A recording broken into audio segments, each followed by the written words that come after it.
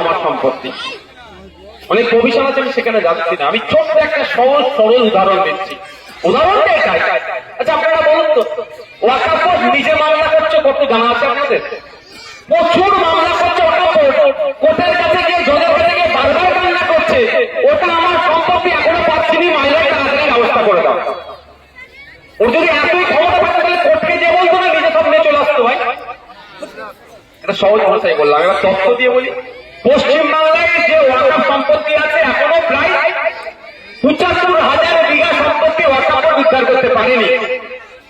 এখনো ৭৫,০০০ বিঘা ওয়াকফ বোর্ড তার নিজস্ব সম্পত্তি উদ্ধার করতে পারেনি।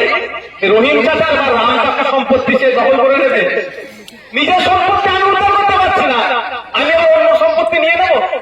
এটা জাস্ট মিসগাইড, মিসলিড করা হচ্ছে। মামলা চলছে, সুপ্রিম কোর্ট পর্যন্ত মামলা হয়েছে, মামলা চলছে, আমার জায়গা আমি পাচ্ছি না, সুপ্রিম কোর্টকে গিয়ে বলছে আমি পাই তার ব্যবস্থা করে দাও। আর এখানে শুভেন্দুর মতো কিছু বিজেপির নেতা মুসলিম হিন্দুর মধ্যে বিভেদ তৈরি করার জন্য তারা কি বলছে যে যেটা বলবে সেটাই মুসলমানদের বা ওয়াকফের জায়গা হয়ে যাবে। এটা সম্পূর্ণ ভুল কথা। আমরা কেন এই আইনের বিরোধিতা করছি? মোদীবাবু বলছে তো আপনার ভালো করছে, এই তো মুসলিম মহিলাদের জন্য নাকি বলছে মোদী ভালো জিনিস করছে। মনে হয় মোদী মুসলমানদের ভালো করবে? মুসলমান ছেড়ে দিন, মানুষের ভালো করবে, সাধারণ মানুষের ভালো করবে, মনে হয় মোদীজি করবে? বিজেপি সাধারণ নাগরিকের ভালো করবে মনে হয়? আমি বিশ্বাস করি না বিজেপি মুসলমান বাদ গরিব হিন্দুদেরও ভালো করবে না। 50 টাকা কদিন আগে গ্যাসের দাম বেরিয়ে দিয়েছে, তো বলতে পারতো যে মুসলমানরা আছে তাদেরকে 50 টাকা বেশি দিয়ে কিনতে হবে, গরিব হিন্দুদের 50 টাকা কম দিতে হবে। তাহলে তো জানতাম পেট্রোল ডিজেল 100 টাকার দাম কিনতে হচ্ছে, তাই তো 90 আর 100। তো বলতে পারতো যে গরিব হিন্দুরা পেট্রোল ডিজেল 60 টাকায় কিনবে, মুসলমানরা 90 বা 100 টাকায় কেন? চালের দাম, ডালের দাম, নিত্য প্রয়োজনীয় জিনিসের দাম বাড়ছে না কমছে ভাই? তো মুসলমানরা শুধুমাত্র সাফার করছে না, হিন্দু ভাইরা সাফার করছে, সব সম্প্রদায়ের মানুষ হচ্ছে। কিন্তু মোদী এখন বলছে মুসলমান মেয়েদের জন্য, গরিব মুসলমানদের জন্য উপকার করার জন্য এই আইনে সংশোধন এনেছি। শুনে কিন্তু জান ঠান্ডা, বলে সাধারণ মানুষের জান ঠান্ডা হবে, কিন্তু আমাদের মতো তো একটু বোকা ছেলে আমরা, আমাদের জান ঠান্ডা হচ্ছে না।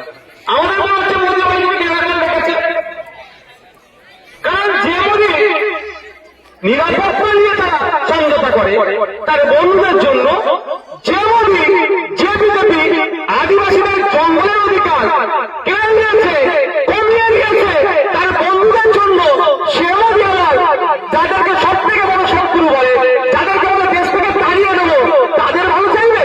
একটু নিশ্চিত ভাবে কেন বলা হচ্ছে? প্রথম সংশোধনী দেখলাম, তারপর আইনটা দেখলাম, ভয়ঙ্কর ভয়ঙ্কর গ্যারাকল দিয়েছে। কি এমন গ্যারাকল কয়েকটা শুনবেন ভাই? শোনাও দরকার আপনাদের। শুরু করি। প্রথমে বলছে যে আইন ছিল 1995 সালের একটা, এর আইন অনেক দীর্ঘ, স্বাধীনতার আগে থেকে ওয়াকফ আইন আছে, কিন্তু 1995 সালে ফাইনাল আইন। তারপরে 2013-তে একটু সংশোধনী হয়েছিল। 1995 সালের আইনে বলা ছিল ওয়াকফ সম্পত্তি নিয়ে কেউ দুর্নীতি করলে 2 বছর পর্যন্ত তাকে জেলে রাখা যাবে। মোদী মুসলমানদের ভালো করার জন্য ওয়াকফ সম্পত্তি নিয়ে দুর্নীতি যাতে আওয়াজ যায় সেটা কমিয়ে 6 মাস করে দিয়েছে। উপকার করলো তো আপনার? মানে আপনি ওয়াকফ সম্পত্তি চুরি করবেন, আগে ছিল 2 বছর জেল, এখন সেটা কমিয়ে 6 মাস। মানে ওয়াকফ সম্পত্তিটা লুটে নেওয়া হয়।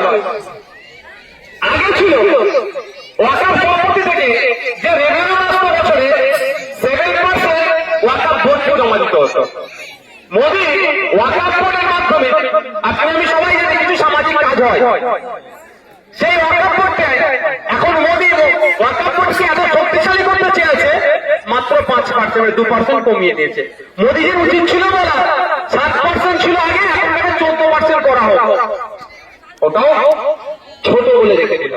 আরো ভয়ঙ্কর যে মায়েরা বসে আছে, বাবারা বসে আছে, ওখানে মোদীজি বলছে, মোদীজি নাম দিয়ে বলছি, শুভেন্দু বাবুর নাম দিয়ে রায় হবে আবার।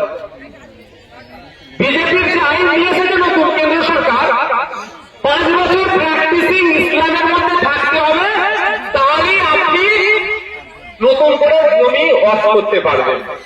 এই ওয়াক কি শুধু আল্লাহর জন্য হয়? আমি পরে বলতে ওয়াক মানে আল্লাহর জন্য বলছে, কিন্তু আমি তো এরকম ভেবে পাচ্ছি না। ওয়াক দু রকম হয়, ওয়াকে আওলাদ, ওয়াকে লিল্লাহ। একরকম ওয়াক হচ্ছে আল্লাহর জন্য মাদ্রাসা, মসজিদ, ঈদগাহ। আরেকটা হচ্ছে ওয়াক যে আমার 2 বিঘা জায়গা আছে, এই জায়গাটা আমি যদি ছেলেদের নামে ওয়াক করে যাই তাহলে এটা বিক্রি করতে আর পারবে না। আমার ছেলেদের থেকে চাষবাস করে তারপরে খাবে। আর যদি এমনি দিয়ে যাই ছেলে বিক্রি করবে না, আর সেটাও ভোগ করতে পারবে না। আর ওয়াকাফের মাধ্যমে যদি রেখে যায় যেমন সম্পত্তিটা, ছেলে তার ছেলে তার ছেলে তার ছেলে তার ছেলে এটা থেকে ফায়দা পাবে। দুরকম ভাবে ওয়াকাফ হয়।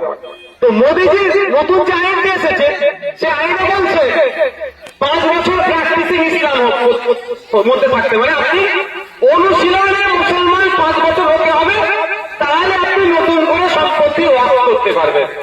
এবার ধরুন আপনি 5 বছরই এক ওয়াক্ত নামাজ কাজা করেননি, একটা রোজা ছাড়েননি, কোন আনার কথা বলেননি, আপনার চক্ষুকে আপনি হিফাজত করেছেন, লজ্জাস্থানকে হিফাজত করেছেন, হারাম খাননি, হালাল খেয়েছেন, মানে কমপ্লিট মুসলমান যেমন যেটা ডেফিনেশন হয় 5 বছরে আছেন। আপনি গিয়ে ডিস্ট্রিক্ট কালেক্টরকেই বললেন যে আমি ওয়াকফ করতে চাই সম্পত্তি। ডিস্ট্রিক্ট কালেক্টর আপনার মুখের দিকে আমরা তাকালো, মুখের দিকে তাকিয়ে বলল তুমি 5 বছর নামাজ পড়েছো, ঠিক আছে, তোমার কপালে দাগ নেই কেন? তুমি ফাঁকিবাজি করেছো, তাহলে আপনি কি ওয়াকফ করতে পারবেন না।